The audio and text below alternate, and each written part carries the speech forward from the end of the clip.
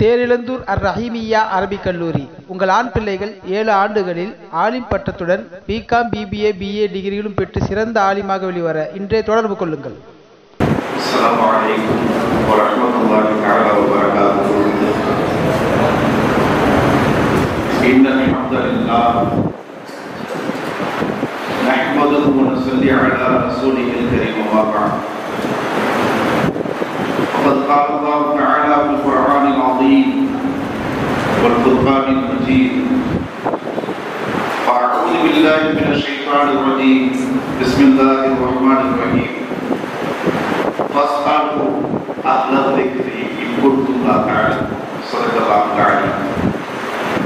قال نبينا صلى الله عليه وسلم: لا يؤمن أحدكم حتى أكون أحب إليه من والده وولده والناس أجمعين، أو كما قال عليه الصلاة والسلام.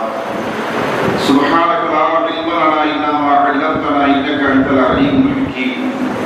ربي زدني علما وارزقني فهما وتفهيما. جزا الله عنا محمدا صلى الله عليه وسلم ما هو قبله. لا حول ولا قوة إلا بالله العلي العظيم. கண்ணியத்திற்குரிய அல்லாஹ்வின் நல்லடியார்களே, ஆலிம் பெருமக்களே, விவாதங்களுடைய வாரிசுகளே, இந்த நல்ல நேரத்திலே தங்களின் முன்னால் பேச இருக்கின்ற நல்ல விஷயங்கள் ஆரம்பமாகி வடிவேனுடைய வாழ்க்கையில் வந்துவிட வேண்டும் என தாங்களெல்லாம் துஆ செய்ய வேண்டும் என்று கேட்டுக்கொண்டவனாக, இன்னும் இந்த நல்ல விஷயங்களை செவிதாழ்த்தி கேட்டு செயல்படுவீர்கள் என்று ஆதரவு வைத்தவனாக ஆரம்பம் செய்கின்றேன். அருமையானவர்களே, ஒரு நல்ல தருணம் இது. குர்ஆனுக்கு எடுக்கப்படும் வினா. நாளை சுவனத்திலே அல்லாஹ் குர்ஆனுக்கு ஒரு வினா எடுப்பான். மாநாடு ஒன்றை கூட்டுவான். அந்த மாநாட்டிற்கு உலமாக்கள் மட்டும்தான் அனுமதி, ஆலிம் அல்லாத வேறு யாரும் அனுமதி கிடையாது. நீயத்து வைப்போம், உலமாக்களாகி நம்ம அல்லாஹ்வுக்காக ஒன்று சேர்க்கணும். அந்த தௌஃபீக் அல்லாஹ் தரணும். உங்களுடைய பிள்ளைகளை ஆணிக்குள்ளாக ஆக்கி அந்த மாநாட்டில் கலந்து கொள்வதற்கு இன்ஷாஅல்லாஹ் முயற்சி எடுக்கலாமா? அல்ஹம்துலில்லாஹ். அல்லாஹ் ஆணிக்குள்ள பார்த்து சொல்வானா, நீங்க இந்த உலகத்தில் வாழ்கின்ற பொழுது எவ்வளவு குர்ஆனுடைய ஞானங்களை கற்று அதற்குரிய விளக்கங்களை நீங்கள் அறிந்து கொண்டீர்களோ அதையெல்லாம் விவாதியுங்கள் என்று ஆலிம்களிடத்திலே பொறுப்பு சாட்டி அவர்களை பேச விட்டு அழகு பார்ப்பானாம் தான். ஒரு கட்டத்திலே உலமாக்கள் பேசி முடித்ததற்கு பின்னால் அவ்வளவுதானா என்றெல்லாம் கேட்பானாம்.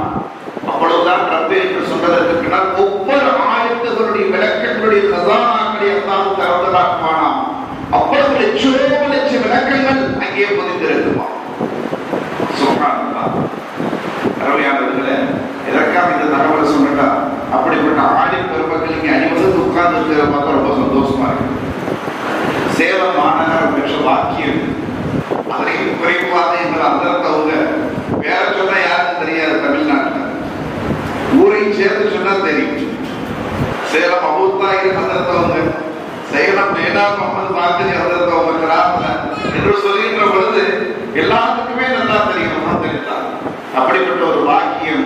இந்த இடத்துல ஒரு விஷயத்தை நான் நினைவு கூற ஆசைப்படுறேன். நம்ம கண்ணியத்திற்குரிய ஃபைசுல்லா அதற்கு புகாரி அதற்கு அழைக்கின்ற பொழுது வந்தவங்க ஒரு தகவலை சொன்னாங்க. எங்களுடைய சேவைகளுக்கு இந்த முஹல்லா முழுக்க ஒத்துழைப்பாக இருக்கிறது. முஹல்லாவை சார்ந்த பொறுப்புதாரிகள் மக்கள் எங்களுக்கு ஒத்துழைப்பாக இருக்கிறாங்க. அது மட்டுமல்லாம உலமாக்கள் எங்களுக்கு ரொம்ப ஒரு ஒத்துழைப்பாக இருக்கிறாங்க. மூத்த உலமாக்கள் ரொம்ப ஒத்துழைப்பாக இருக்கிறாங்க. அப்படிங்கிற தகவலை கேட்ட ஒரு சம்பவம் ஞாபகம்.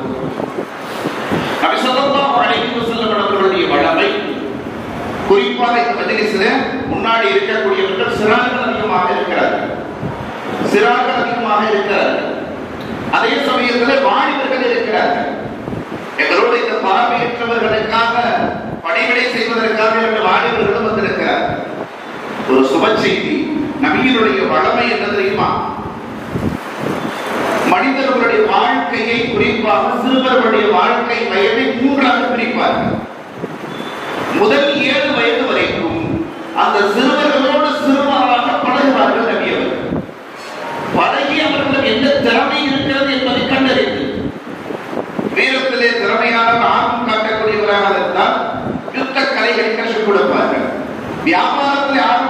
வளரக்கூடிய சிறுவர்களாக இருந்தால் வியாபாரத்தினுடைய நுணுக்கங்களை கற்றுக் கொடுப்பார்கள். இப்படி ஒவ்வொரு விஷயங்களிலும் அவருடைய திறமையை கல்வியிலே தேர்ச்சி பெற்றக்கூடியவர்களாக இருந்தால், ஆர்வமுடையவர்களாக இருந்தால் அவர்களை அந்த வழியிலே உருவாக்குவார்கள். அவருடைய திறமையை கண்டறிந்து 7 வயது வரைக்கும், அடுத்து 2வது 7 வயது 14 வயசு வரைக்கும் அது சார்ந்த பயிற்சி கொடுப்பார்கள். 14 வயதிலிருந்து அது சார்ந்த பொறுப்புகள் கொடுப்பார்கள். வரலாற்றில் வருகிறது, யமன் தேசத்துக்கு கவர்னராக அனுப்பப்பட்ட முஆவியா என்பவங்க சின்ன வயசு 20 வயசுக்கு உட்பட்டவர்கள். பாரசீகத்தை வெற்றி கொண்ட சஹாபாக்கள் படைத்தளபதியாக இருந்தவர்கள் சிறிய வயது 20 வயதுக்கு உட்பட்டவர்கள். சிறார்களை கொண்டு, வாலிபர்களை கொண்டு நபி அவர்கள் நிகழ்த்திய சாதனைகள் நிறைய. சேலத்தினுடைய உலமாக்கள், முன்னோடி ஆலிம்கள், இளம்பெயர்ந்த ஆலிம்களை ஆர்வப்படுத்துவதை பார்த்தால் அந்த சுன்னத்தை தயாராக்குகிறார்கள் என்று நம்மளுடைய கண்களுக்கு அடையாளம் தருகிறது. அல்ஹம்துலில்லாஹ், அல்லாஹ் அவர்களுடைய தீனுடைய சுன்னத்திற்கு ஒத்துழைப்பாக இருக்கக்கூடிய உலமா பெருமக்கள், இந்த மஹல்லாவாசிகள், பொறுப்புதாரிகளை எல்லாம் கபூல் செய்வாராக. அவர்களுடைய ஆயுளை வரக்கச் செய்வாராக.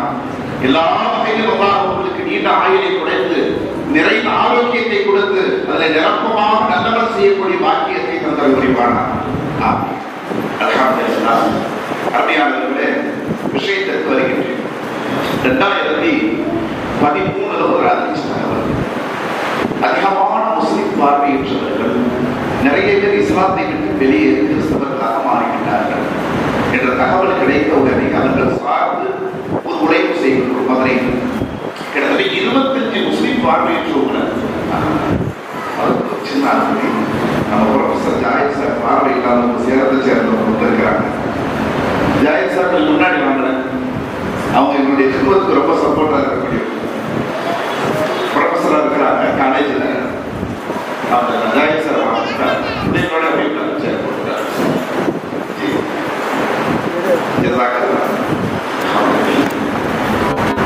இதே சேரத்துல நான் சில தகவலுக்கு சொல்றேன். ஷாஜான் சார் ஒருத்தவங்க இருக்கிறாங்க. அவங்களுடைய நிலைமையை காத்து நம்ம ராயட்டஸ் அவங்களுடைய சொந்தக்காரவங்க அவங்க ஒரு தகவல் சொன்னாங்க. அருமையானவர்களே, இந்த தகவல் கேள்விப்பட்டு மதுரையில 25 முஸ்லிம் பார்வையற்றவர்களை வீடு வீடாக போய் சந்திக்கிறதுக்கு அவருடைய நம்பரை வாங்கி போன் பண்றாங்க. ஒருத்தர் சாமி கூட பதில் சொல்றாரு. நான் ஒரு ஆணி அப்படின்னு சொன்னதுக்கு முன்னாடி வேண்டாம் பழைய சொல்லலாம், என்ன சொல்லுங்க அப்படிங்கிறது. அப்போ நான் சொன்னேன், ஏன் இவ்வளவு வெறுப்பாரு? எனக்கு முஸ்லீம்களுக்கு பேச பிடிக்காது, என்ன விஷயம் பேச நீங்க சொல்லுங்க அப்படிங்கிறது. அப்போ நான் சொன்னேன், இந்த மாதிரி தீனுடைய தொடர்புல நிறைய பார்வையற்றவங்க இருக்கிறாங்க, கேள்விப்பட்ட விஷயம் இதெல்லாம் என்கிட்ட பேசாதீங்க. முஸ்லிம்கள் இருந்தும், என் மொஹல்லாவிலே இருந்தும் புத்தக்கடை சேர்ந்தோம். புத்தக்கடையில் இருக்கிறார். இப்போ நம்ம வாசலோட தொடர்புக்கு வந்து அவங்க மாற்றத்தை கொடுக்கணும். வெளியில கேட்கறது. அப்ப அவர் சொல்றாரு, நான் பார்வை இல்லாதவன், என்னுடைய சகோதரி மென்டலி டிஸார்டர், பார்வை கிடையாது. நாங்க 2 பேரும் கஷ்டப்படுறோம். அக்கப்பக்கங்களில் மொஹல்லாவாசிகள் எங்களை பார்க்கறாங்க, யாரும் எங்களுக்கு எந்த உதவி செய்யல. சென்னைக்கு நான் வேலை தேடி போறேன். அவர் நீர் குடிச்சிட்டாரு. சென்னைக்கு வேலை தேடி போறேன். 2 நாள் பசியும் பட்டினியும் மயங்கி விழுந்துட்டேன். பள்ளிகளில் போய் கையேறுகிற சமயங்கள்ல என்னை முதல்ல கொடுத்தாங்க, அப்புறம் கிடைக்கல, வேற வழி தெரியல. அப்போ ஒரு சகோதரர் சொன்னாரு, ஒரு மாற்று மத வணக்க வழிபாடு நடக்கக்கூடிய இடத்துல பிரசாதம் கொடுப்பாங்க, அது வேண்டாம் போய் வாங்கி சாப்பிட்டு சொன்னாங்க. அங்கே போனேன். அவர் சொன்னார், பிரசாதம் முடிஞ்சு போச்சு, வேண்டாம் ஒரு 500 ரூபாய் கையில் வச்சுட்டு கொடுத்தாங்க.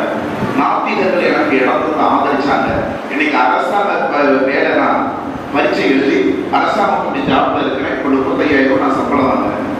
ஆனால் முஸ்லீம்களுக்கு எனக்கு பிடிக்கிறேன். இன்னொருத்தர் சொன்னாரு, கிருஷ்ணகிரியை சேர்ந்தவர் நவாப் ஜான் சொன்னாரு, நான் கண் போய் 3 வருஷமா வீட்டுக்கு முடங்கிக்கிறேன். யாரும் என்னை இருந்து பார்க்கல, என்னன்னு கூட கேட்கல. நாதி இல்லாத நிலைமை. எங்கிருந்து ஒரு பாதையா தேடி என் தலையில கை வச்சு ஜெபம் செஞ்சு எனக்கு ஆர்வம் ஊட்டி ஊக்கப்படுத்தி சர்ச்சைக்கு கூட்டிகிட்டு போய் எனக்கு மொபைலிட்டி கோர்ஸ் சொல்லி தந்து, அந்த மொபைலிட்டி கோர்ஸ் என்னங்க நான் சொல்றேன் சார், கோர்ஸ் சொல்லி தந்து பஸ் ஸ்டாண்டை காட்டி தந்து சின்ன முதலீடு தந்து வியாபாரம் செய்ய சொன்னார். எனக்கு 2 பொம்பளை பிள்ளைங்க இருக்கிற 2 பொம்பளை பிள்ளைங்களும் +2 முடிச்சுட்டாங்க.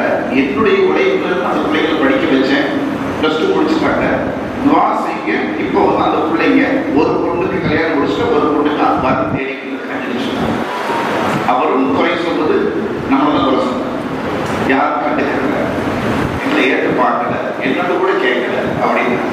25 பேர்களையும் ஒன்றிணைச்சு நம்மளுடைய மதரசாவில் ஒரு மீட்டிங் அரேஞ்ச் பண்ணோம். அவங்கள பேசுவோம். இந்த மனசுல உள்ள குறைகளை எல்லாம் கொட்டுனாங்க. அதுல அதிகமான பேர் அல்லாஹ்வை திட்டினாங்க. அதிகமான பார்வையற்றவங்க அல்லாஹ்வை திட்டினாங்க. எப்படி திட்டினாங்க தெரியுமா? அல்லாஹ்வுக்கு என்னைய தான் தெரிஞ்சா ஏன் என் கண்ணை எடுக்கணும், ஏன் இப்படி பண்ணா, ஓர மஞ்சக்காரன் எங்களை இப்படி கஷ்டப்படுத்துறாங்க, கண்ணை எடுக்கணும் திட்டினாங்க. ஒவ்வொருத்தருடைய குறைகளை கேட்க கேட்க கேட்க மற்றவங்களுடைய உள்ளத்துல வந்துருச்சு. அவங்களுடைய கஷ்டங்கள் அவங்களை விட அதிகமான கஷ்டப்படக்கூடிய செய்தியை கேட்டோம்னு அவங்க சொன்னாங்க, அல்ஹம்துலில்லாஹ் மற்றவங்களை விட அல்லாஹ் எல்லாரும் வச்சிருக்கிறான் அப்படின்னு ஒரு உணர்வு ஏற்பட்டுச்சு. சென்னையில் ஒரு 55 பார்வையற்றவங்களை வீடு விழா போய் சந்திச்சோம். அங்கேயும் ஒரு மீட்டிங் அரேஞ்ச் பண்ணோம். அதுக்கு பின்னாடி அவங்க வச்சு கோரிக்கை என்ன அப்படின்னா, நீங்க தொழுவுங்கிறீங்க, ஓதுங்கன்னு சொல்றீங்க, இஸ்லாத்தின்படி வாழுங்கன்னு சொல்றீங்க, எங்களுக்கு பயிற்சி கொடுக்கறதுக்கு தொழுகையை பற்றி சொல்லி தர தூத்துக்குடியில ஒரு பார்வையற்றவரை போய் சந்திச்சோம். அவர் சொல்றாரு, 35 வயசு எனக்கு, நான் சர்ச்சுக்கு போயிருக்கிறேன், அங்க என்ன நடக்குங்கிறது தெரியும், சர்ச்சு எப்படி இருக்குங்கிறது தெரியும், உள்ள போனா டேபிள் போட்டிருப்பாங்க, நான் போய் உட்காருவேன், பைபிள் வாசிப்பாங்க, காதார கேட்பேன், ஜெபத்தில் கலந்துக்குவேன், ஆனால் பள்ளிக்குள் சென்றதே கிடையாது, பள்ளியில் என்ன இருக்கும் என்பது எனக்கு தெரியாது, பள்ளிக்குள் சென்றால் எப்படி நடந்து கொள்ள வேண்டும் என்பது எனக்கு தெரியாது. 35 வயசு. இந்த நிலைமையில் அவருக்கு போது வந்தா அவருடைய ஈமானுடைய நிலைமை, அவருடைய மறுமையினுடைய நிலைமை. நாங்க ஒரு வைராக்கியம் எடுக்கணும், இவங்களெல்லாம் ஒன்று சேர்ந்து தொழுகை பயிற்சி அருமையானவர்களை இப்படி உழைப்போம். கேள்வி நியாயம், என்ன ஏற்பாடு இருக்குது நம்ம சமுதாயத்தை சொல்லி தரதுக்கு அப்படின்னு கேட்டாங்க.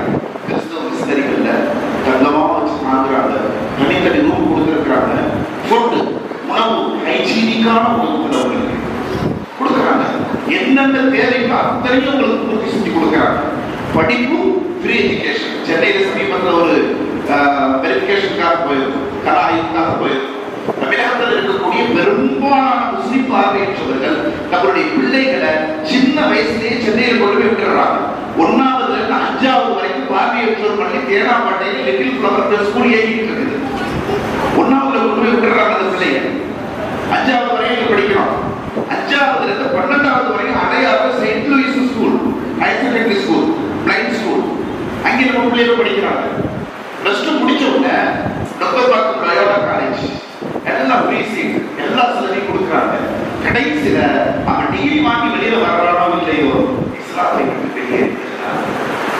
இது கலா ஆய்வுக்காக நாங்க போயிருந்த பொழுது கோயம்பேடு பக்கத்துல ஒரு பள்ளிவாசல், அங்க போயிருக்கையில எல்லாருக்கும் அல்லா சந்திக்க வைக்கிறான். ஒரு சகோதரர் சொல்றாரு, என்னுடைய தம்பி டப்பன் வாய் பேச முடியாது, காது கேட்காது, அவரோட சேர்ந்து இந்த பையனையும் அவங்க ஒரு அம்மா எங்களுக்கு தெரிஞ்சவங்க அவங்க அம்மா சேர்ந்து விட்டுறாங்க. அந்த பையன் வந்து கிருஷ்ணன் அம்மா வந்து எங்களுக்கு எப்படியாவது என் பிள்ளைய வீட்டு தாக்கல, எப்படியாவது என் பிள்ளைய ஈமானுக்கு கொண்டு வாங்கல, என்னால ஒன்றும் செய்ய முடியல, அந்த பையனுக்கு பேச முடியல, ஏற்க மாட்டேன்றான். அதை கண்டு தெரியாதவன், அவனுக்கு காது கேட்க பேச தெரியும், ஆனா ஒத்துக்கிற மாட்டேன்றான். அதை சொல்லிட்டு வெளியில வர்றோம். இன்னொருத்தர் சொன்னாரு, எனக்கு தெரிஞ்சு ஒரு உங்களுக்கு படிச்சிச்சு, இப்ப கான்செப்ட்ல ஒர்க் பண்ணிக்கிட்டு இருக்குது, அந்த பெண்ணும் மாறிவிட்டது. சலாம் சொல்லுறது பதில் சொல்லல, சலாம் சொல்றதுக்கு பதில் சொல்லல. ஏன் இந்த நிலைமை? நம்ம என்ன பண்ணிக்கிட்டு இருக்கோம்? உம்மத்துடைய கவலை வேண்டாமா? இந்த சமுதாயத்தை பத்தி நம்ம கவலைப்பட வேண்டாமா? அதிகமான பேர் சொல்லுவாங்க, அந்த வார்த்தை அப்படி பயன்படுத்தக்கூடாது. எத்தனையோ வார்த்தை புத்தகங்கள் எல்லாம் இந்த மஜ்லிஸில் இருக்கிறார்கள். அவங்களுடைய முன்னிலையிலே பணிவான என்னுடைய இந்த ஒரு செய்தியை வெளிப்படுத்துறேன். என்ன அப்படின்னா, ஸல்லல்லாஹு அலைஹி வஸல்லம் அவர்கள் அபூபக்கர் உம்மத்துகளையும் பார்க்கும்போது சலாம் சொல்ல வந்த பொழுது நபி அவங்க கொஞ்சம் என்ன யோசிச்சாங்கன்னா, குறைஷி தலைவர்களுக்கு தாவா கொடுத்துட்டு இருக்கிற பொழுது இந்த நேரத்தில் இவங்க வர்றாங்களே, இவங்க வர்றதை பார்த்துட்டு அவங்க ஏதாவது முகம் சொல்லிட்டு போயிடுவாங்களோ அப்படின்னு நபி கொஞ்சம் சங்கடப்பட்டாங்க. அல்லாஹ் தஆலா என்ன செஞ்சுட்டான்? ஆயத்தை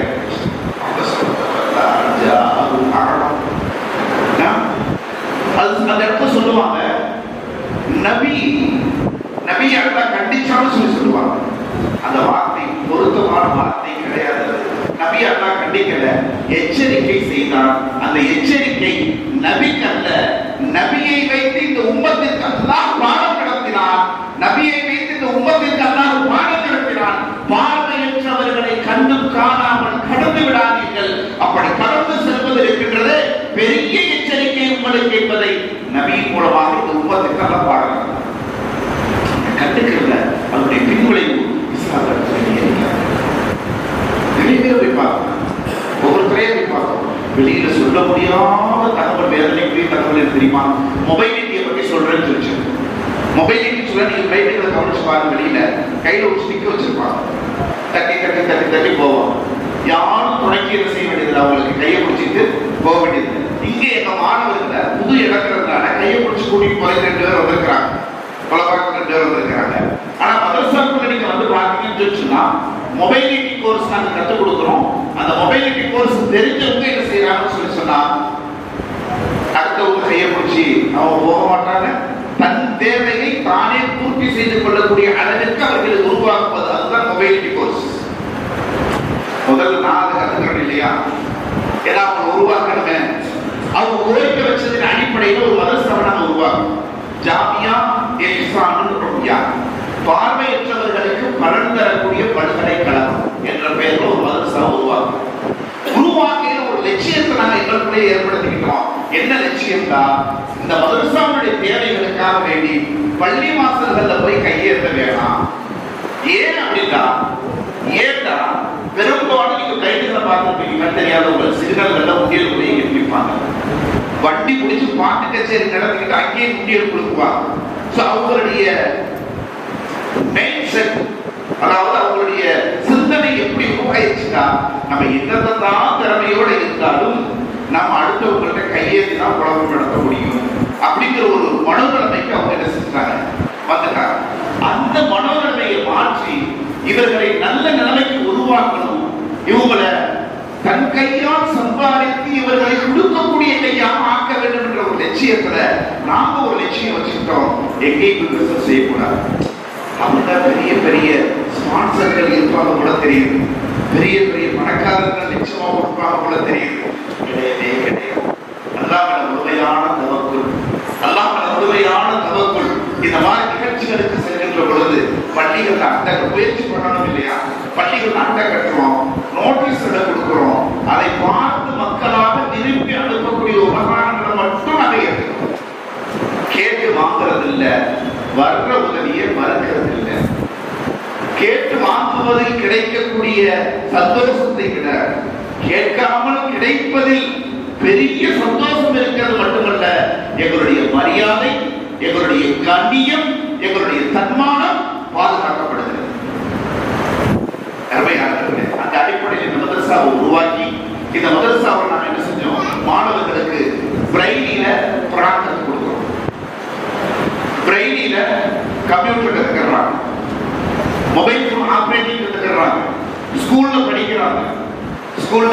படிக்கிறாங்க, காலேஜ் வரைக்கும் படிக்கிறாங்க, டிகிரி முடிக்கிறதுக்குண்டான முயற்சி அல்ஹம்துலில்லாஹ் எல்லா ஏற்பாடும் அந்த மதரசாவில் செஞ்சு வச்சிருக்கிற மட்டுமல்ல, மொபைலிட்டி கோர்ஸ் அவங்களுக்கு கற்றுக் கொடுக்கணும். இதை கத்துக்கிறதுக்கு நான் போயிருக்கையில தான் ஒரு பெரிய அதிர்ச்சியான தகவல் எங்களுக்கு கிடைச்சிச்சு.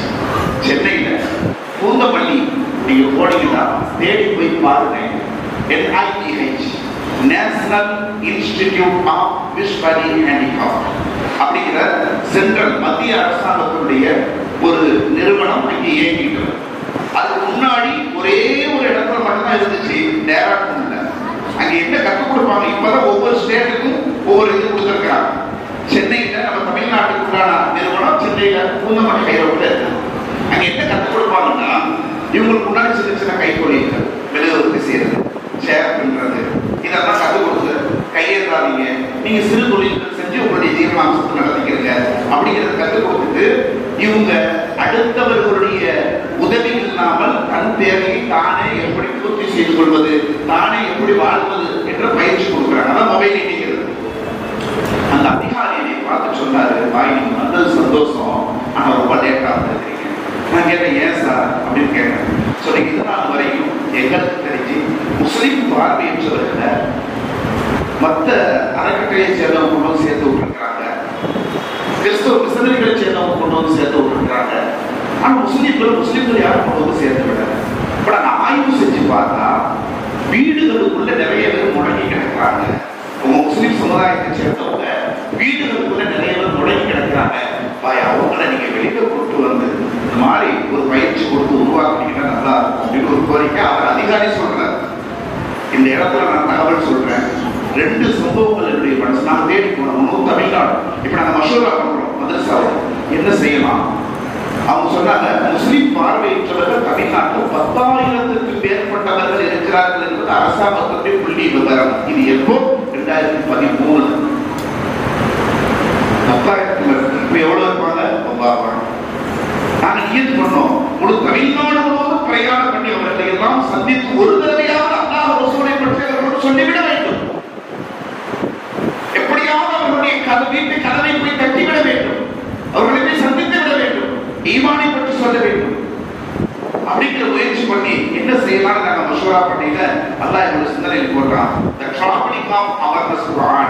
Quran விழிப்புணர்வு பிரயாணம். நாங்க அழைப்பு வந்திருக்கீங்க வந்து துறையிலையா இது மாதிரி ஒவ்வொரு ஊர்களுக்கும் சும்மா அல்லது இது போன்ற நிகழ்ச்சிகளுக்கு போய் குர்ஆனை பற்றிய விழிப்புணர்வை மக்களுக்கு ஏற்படுத்துவது. இவங்க எப்படி குர்ஆன் நாங்க கற்றுக் கொடுக்கிறோம், எப்படி குர்ஆன் ஓதுறாங்க அப்படிங்கிற விழிப்புணர்வை ஏற்படுத்துறது. அங்கே போய் இந்த நிகழ்ச்சி நடப்பதற்கு முன்னாடி நோட்டீஸ் கொடுத்து 2 கோரிக்கை வைக்கிறது. முதல் கோரிக்கை, உங்களுக்கு தெரிஞ்ச முஸ்லிம் பார்வையற்றவர்களுக்கு தான் அதை பற்றி தகவல்களை எங்களுக்கு தெரியப்படுத்துங்கள். இன்ஷா அல்லாஹ் தெரியப்படுத்தலாம். இரண்டாவது கோரிக்கை, பார்வையில்லாத இவர்கள் இத்தனை பொருள்கள் இங்கு மேஜையில் அடிக்க வைக்கப்பட்டிருக்கக்கூடிய இத்தனை பொருள்களை பயன்படுத்தி என்ன செய்கிறார்கள், இந்த குர்ஆனை கத்துக்கிறாங்க. பார்வை உள்ள நமக்கு எந்த பொருளுமே தேவையில்லை, பார்வை ஒன்றே போதுமானது. இவர்களை பார்த்ததற்கு பிறகாவது பார்வையுள்ள மக்கள் இந்த குர்ஆனை ஓதுவதற்கு முயற்சி எடுங்கள் என்று கோரிக்கை வைக்கிறோம். சில முயற்சி எடுக்கலாமா? போயிருந்தோம் பில்லாபுரத்துல மதுரையில ஒரு மாணவன் கலீலுர் ரஹ்மான் சந்திக்க போயிருக்கோம். எந்த அளவுக்கு மனசு வெறுத்து போய் அவங்க ஒதுக்கி இருக்கிறாங்கன்னு சொல்லி சொன்னா அவருக்கு போய் கிட்டத்தட்ட 1 மணி நேரம் பேசணும். சலாத்துக்கு கூட பதில் சொல்லல. அப்ப அவங்க வந்து அழுகிறாரு. என்ன அழுகிறாருன்னா, நான் ஹயாத்தா இருக்கிற வரையும் பார்த்துக்கிறேன், ஹயாத்துக்கு பின்னாடி எப்படி வாழலாம் அப்படிங்கிற கவலையா இருக்கு. அதை பத்தி நான் அவன் சொன்னேன். பள்ளிக்கு போப்பா, தொழுகு போறான், மக்களோட பழகுப்பான்னு சொல்லி சொன்னேன். ஏன்னு கேட்டான். அப்பதான் நான் சொன்னேன், நான் இருக்கிற வரையும் பார்த்துக்கிறோம், அதுக்கு பின்னாடி யாருப்பா பார்த்துக்கிறோம் சொல்லி சொன்னதுக்கு பின்னாடி அவர் போய் தற்கொலைக்கு முயற்சி செய்து கொண்டார். காப்பாத்தி ஏதாவது பண்ணு கேட்டா, நான் நீங்க மௌத்தா போனதுக்கு பின்னாடி நான் எப்படி வாழ்வேன் நீங்க கவலைப்படுறீங்க, உங்களுக்கு முன்னாடி நான் மௌத்தா போயிருக்கேன். சொன்னாங்க, அன்பளிப்புகளை பகிர்ந்து கொள்ளுங்கள், அது அன்பை அதிகப்படுத்தணும்னு சொல்லி சொன்னாங்க. நீங்க கவலைப்படாதீங்க, உங்க மகனை நாங்கள் அடிக்கடி வந்து சந்திக்கிறோம், அன்பளிப்போடு வந்து சந்திக்கிறோம், அன்பு அதிகப்படுத்தும், அவர் மாறுவார். அல்ஹம்துலில்லாஹ் போய் 6 மாத காலங்கள் போய் சந்திச்சுக்கிட்டே இருந்தோம். எங்களால் ஏற்ற அன்பளிப்புகளை கொடுத்துக்கிட்டே இருந்தோம். மாறிட்டாரு, எங்களுடைய அந்த ப்ரோக்ராம் வர ஆரம்பிச்சுட்டாரு. அதுவும் பள்ளி தொடர்போடு தொழுகையாளியாக ஆரம்பித்தார். இதே சேலத்துல நம்ம ஆர்வத்தாவது அதற்கு ஒரு சம்பவம் சொன்னாங்க. அவங்களுடைய சொந்தக்காரவங்க கல்யாண விருது கொடுக்கிறதுக்காக கூப்பிட்டுருந்தாங்க. அந்த வீட்டுக்கு போயிருந்தாங்க. வீட்டில் உள்ள பிள்ளைங்க மேலே போயிட்டு கீழே வர்றது, மேலே போயிட்டு கீழே வர்றதுமா இருந்தாங்க. புதுசு புதுசாக இந்த பிள்ளைங்க பேசிக்கிறாங்க. இப்போ என்ன பண்ண கூப்பிட்டு பேய் இருக்குது, என்ன பண்ண சொல்றேன், மேல ஒரு கூட்டி இருக்குது, ஆனால் பேச்சு சத்தம் கேட்குறது தான். அந்த ஆச்சாரம் அவங்க யாருன்னு தெரியல, தெரியல. நான் என்ன செய்யறேன், அமானமா அந்த செய்தியை ஒப்படைக்கிறேன். கூப்பிட்டு கேட்டாங்க, அவர் கையை பிடிச்சிட்டு அழுகிறாங்க. என்னை மன்னிச்சுக்கிறது, யாருக்குமே தெரியாம எனக்கு ஒரு பையன் இருக்காரு, அவர் வந்து கண் தெரியாதவர், வெளியில தெரிஞ்சா கேவலங்கிறதுக்காக நான் உள்ளுக்குள்ள கூட்டியே வச்சிருக்கிறேன். கூட்டியே வச்சு பார்த்தா அவருக்கு வயசு 9 வயசு, 9 வருஷமா உள்ளுக்குள்ள போட்டு கூட்டியே வச்சிருந்துக்கிறாரு. கூட்டிட்டு சத்தம் போட்டு முறையா படிக்கிறதுக்கு நிறைய ஏற்பாடுகளை செஞ்சு கொடுக்கணும்னு பிரைவேட் டீச்சரை வச்சு ட்ரைனிங் கொடுத்து அல்ஹம்துலில்லாஹ் அவங்க காலேஜுக்கு ஓல்டு மெடலிஸ்ட்.